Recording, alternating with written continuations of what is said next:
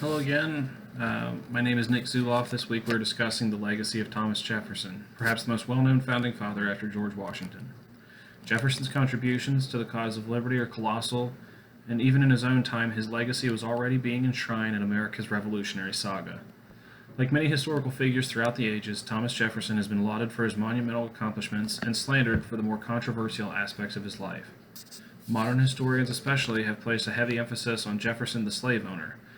When approached with such a singular focus, Thomas Jefferson joins the ranks of a hypocritical white gentry that spoke of all men being created equally in public forums, while at home the people they owned toiled in bondage. Indeed, the man who composed the very document claiming the sovereign decree for life, liberty, and the pursuit of happiness to all appears all the more depraved, with claims of a coerced and sustained physical relationship with a female slave named Sally Hemings. This relationship is even said to have produced children. When viewed through such a narrow scope, Thomas Jefferson begins to look less like a revolutionary hero and more like a well-educated, influential figure that sought only freedom for his own class. This view, however, is deeply flawed and unjustly detracts from the vital contributions of a man whose legacy is one of honor and immeasurable significance. This does not merely dismiss Jefferson's ownership of slaves. However, we must remember Jefferson was a product of a slave society, and though radical in his age, was still bound to the worldview of his day. The overwhelming attention surrounding Hemings is a distraction at best and a deliberate attack on Jefferson at worst. The evidence regarding his siring of Hemings' children is inconclusive and ultimately inconsequential to the Jefferson legacy, outside of his own family. It is easy to forget that figures as imposing as Thomas Jefferson are just as human as the rest of us. They are inherently flawed beings, and none are free of humanity's sinful nature. However, even if there is any truth to the allegations regarding Hemings, Thomas Jefferson's legacy remains intact. Jefferson was a champion of human rights, as can be seen most obviously in the Declaration of Independence, as well as his lesser-known writings. In a time when monarchy was the norm, he was willing to publicly state that everyone was created equal.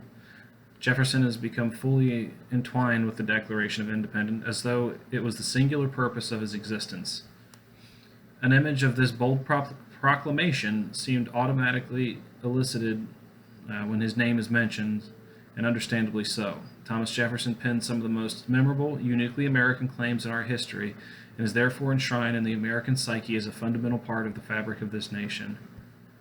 When his entire career as a politician is weighed, Jefferson can be seen trying to build upon the independence he and his founding colleagues struggled for. Though he, like any other president, made errors of judgment, his desire to better the lot of his countrymen is pervasive throughout his career. Aside from the Declaration of Independence, Thomas Jefferson's most notable achievement comes from his defense of religious liberty. Similar to the focus of his slave ownership, the personal religious convictions of Thomas Jefferson have received a heavy amount of attention.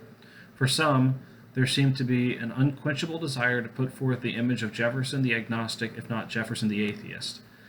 Again, the scale seemed more balanced toward his personal convictions instead of his public contributions. And again, there's thin, misinterpreted evidence to support such claims. Although he may not have been a Trinitarian Christian, Jefferson's writings indicate a belief in a higher power and a deep respect for Christ. Whatever his precise thoughts on religious matters are, however, irrelevant. Regarding his legacy of speaking for the protection of religion from government authority, the concept of a separation between church and state is also credited to Jefferson. While many believe this means that religion should be kept out of the government, it means the reverse. The adherence to a religion is an individual choice and not subject to the will of a governing body. Jefferson did not discourage the incorporation of religion within government, but opposed the establishment of a state-sponsored faith system. The list of further contributions made by Thomas Jefferson continues, but his legacy built upon his connection to the Declaration of Independence and his stand for religious freedom. While he, like anyone else, is far from perfect, his legacy is well-deserved and worth preserving. Thank you.